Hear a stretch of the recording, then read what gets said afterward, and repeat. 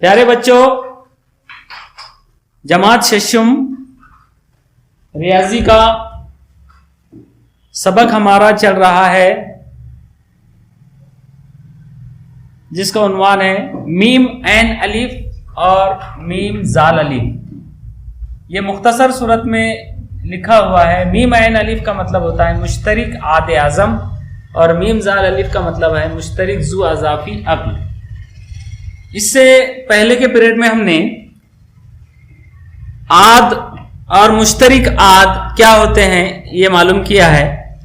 आइए समझ लें, इस उन्वान के तहत एक सरगर्मी के जरिए हमें आज मुश्तरिक आद आज़म को समझना है। मुश्तरिक आद क्या होते हैं ये हम जानते हैं। आज हमें मुश्तरिक आद आज़म मालूम करना है। आज़म के मानी आप जानते हैं कि आज़म यानी सबसे बड़ा, आज़म यानी सबसे बड़ा। तो मुश्तरिक आद भी हमें मालूम है और आज़म यानी सबसे बड़ा। तो मुश्तरिक आद आज़म यानी सबसे बड़ा मुश्तरिक आद, ये उसके लफ्जी मानी हुए और इसी को मीम ऐन अलीफ कहा जाता है, मुश्तरिक आद आज़म। तो हम पहले एक मिसाल हल करेंगे जिस तरह से हमने कल मिसाल हल की थी। 12 और 18 के पहले हम आद मालूम करेंगे, उसके बाद मुश्तरिक आद मालूम करेंगे और फिर आखिर में मुश्तरिक आद आज़म कैसे हम मालूम करते हैं ये भी सीखेंगे। देखिए 12 के आद, 12 के आद कौन कौन से हैं? 12 का आद, पहला आद है 1। 12 के आद यानी 12 को तकसीम जो कर सकते हैं पूरा पूरा वो 1, फिर 2, फिर 3, 4, 5 नहीं, 5 12 को पूरा पूरा तकसीम नहीं कर सकता। 6 दूनी 12 और आखिर में 12। उसी तरह 18 के आद, 18 के आद किसी भी अदद का पहला आद 1 होता है। 1 हर अदद का आद होता है क्योंकि 1 किसी को भी तकसीम कर सकता है। 1 के बाद 18 को 2 भी तकसीम कर सकता है, 3 भी पूरा पूरा तकसीम कर सकता है, 6, फिर 9 और फिर 18। हमने 12 और 18 के पूरे पूरे आद लिख लिए हैं। अब यहां से हम मुश्तरिक आद मालूम करेंगे। मुश्तरिक आद यानी जो दोनों में है, जैसे ये 1 और ये 1, ये 2, ये 2, ये 3, यहां भी 3, ये 4 यहां है लेकिन यहां नहीं है, ये 6 तो यहां भी है 6, फिर ये 12 यहां है, यहां नहीं है। तो मुश्तरिक आद हमने मालूम किए। 1 जिनके नीचे लाइन है, मतलब जिन्हें अंडरलाइन किया है हमने, 1, 2, 3 और 6, ये जो है दोनों के भी आद है, 1, 2, 3 और 6।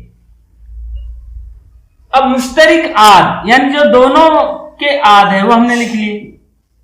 1, 2, 3 और 6 ये 3 मुश्तरिक आद है, ये चारों भी। लेकिन इसमें सबसे बड़ा कौन है?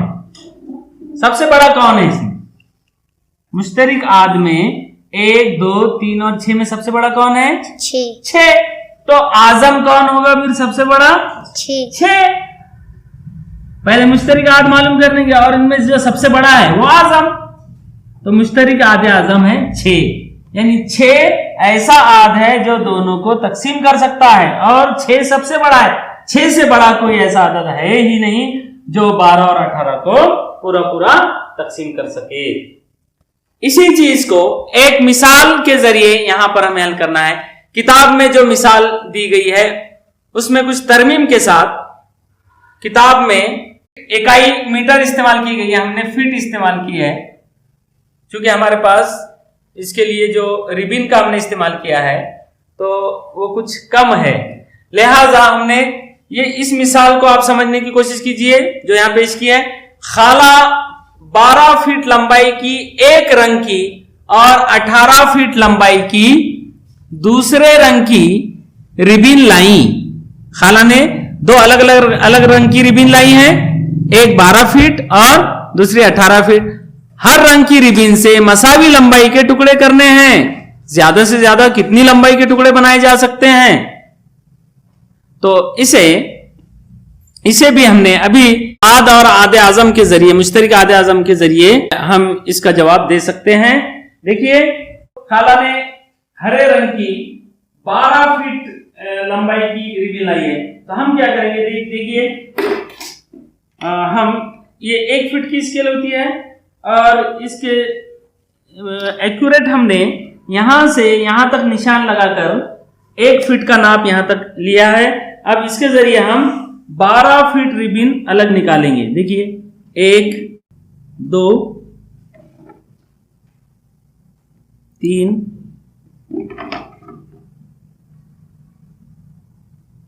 4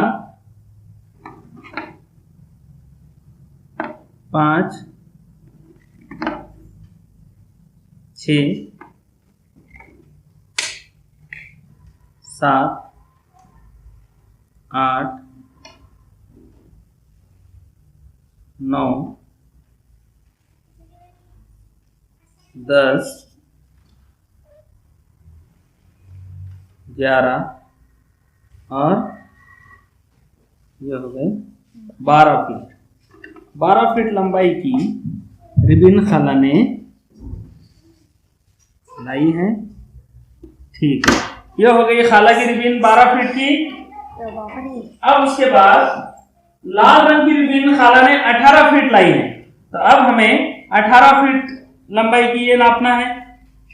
तो थोड़ा टाइम हम बचाते हैं। देखिए, हम जानते हैं ये कितने फीट है, 12। ये 12 फीट है, तो इसके बराबर हम 12 कर लेंगे, है ना। Yes sir.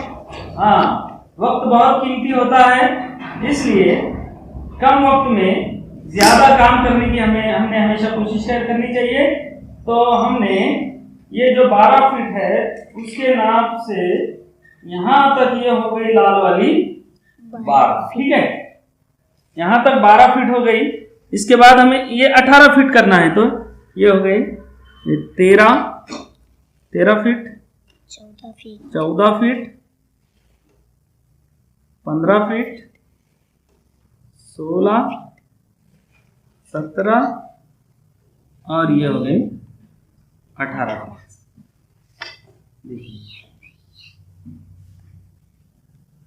ये जो है 2 रिबन हमारे पास, अब 2 अलग अलग रंग की हमारे पास रिबन है।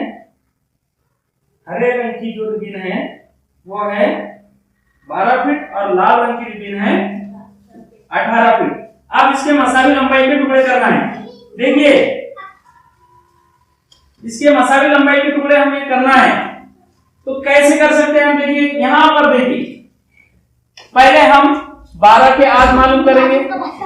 12 के आध हमने मालूम किए, 12 के आध 1 2 3 4 6 12 और 18 के आध 12 फीट। ये हरी रिबन है, 12 के आध हमने मालूम किए। 18 फीट ये लाल रिबन है, 18 के आध हमने मालूम किए। 1 2 3 6 9 18।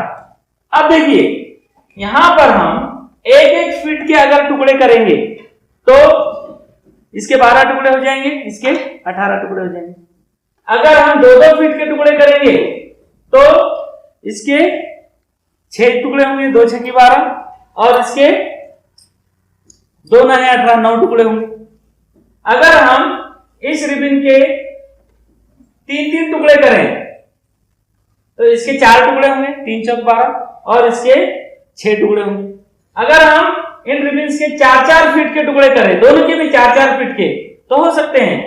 इसके 3 टुकड़े होंगे, 4 3 12 और इसके दोनों के नहीं हो सकते।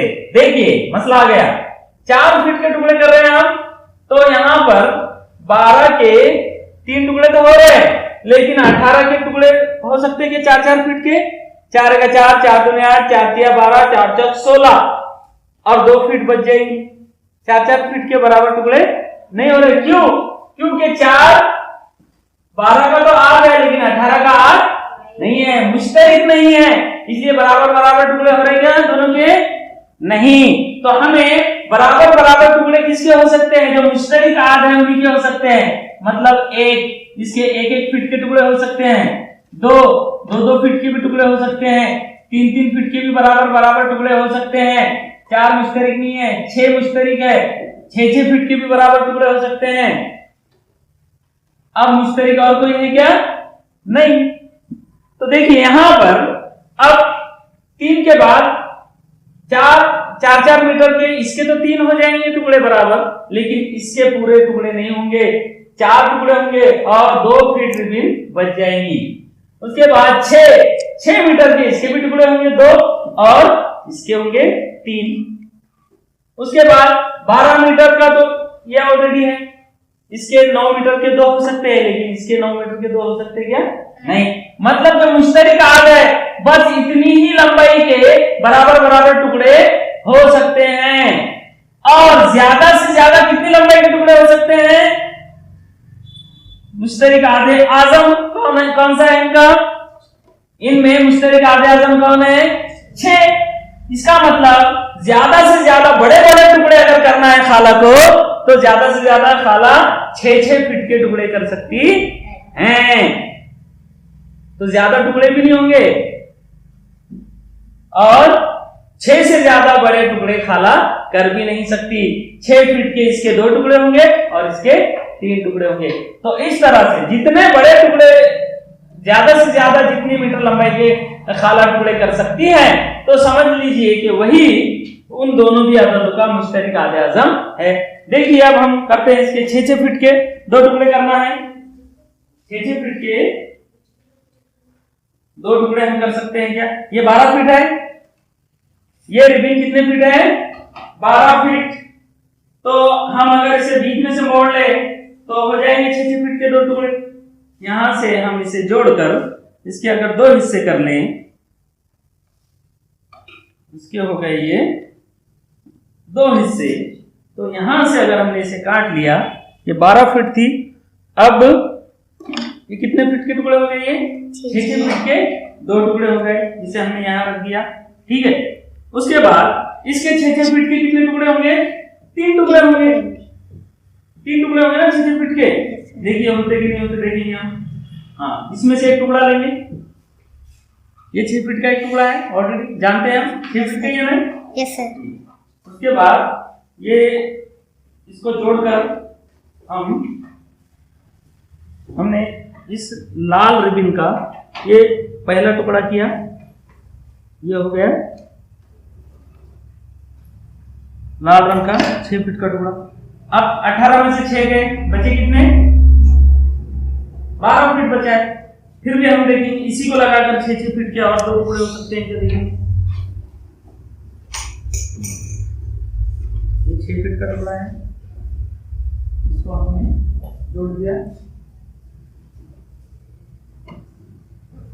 ये हो गया 6 फीट का दूसरा टुकड़ा।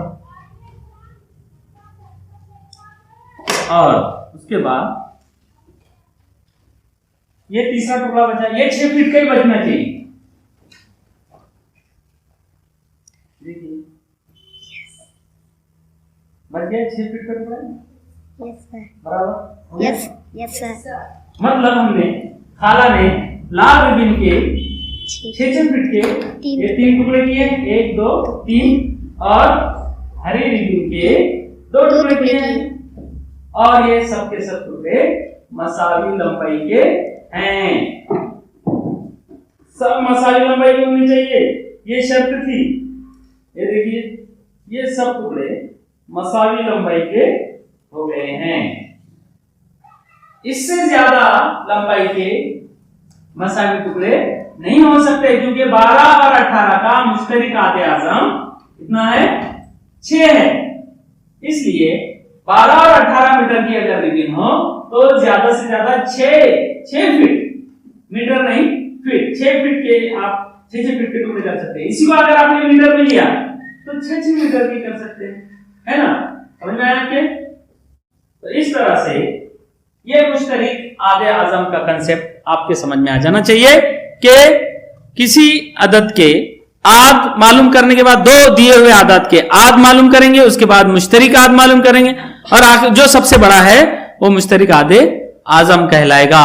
और इसी को रोजाना जिंदगी में ये जो हमने मिसाल आज हल की है, इस तरह की मिसालों को भी हम मुश्तरक आदे आजम के जरिए से हल कर सकते हैं, या उन मिसालों के जरिए से मुश्तरक आदे आजम के कंसेप्ट को समझ सकते हैं। ठीक है।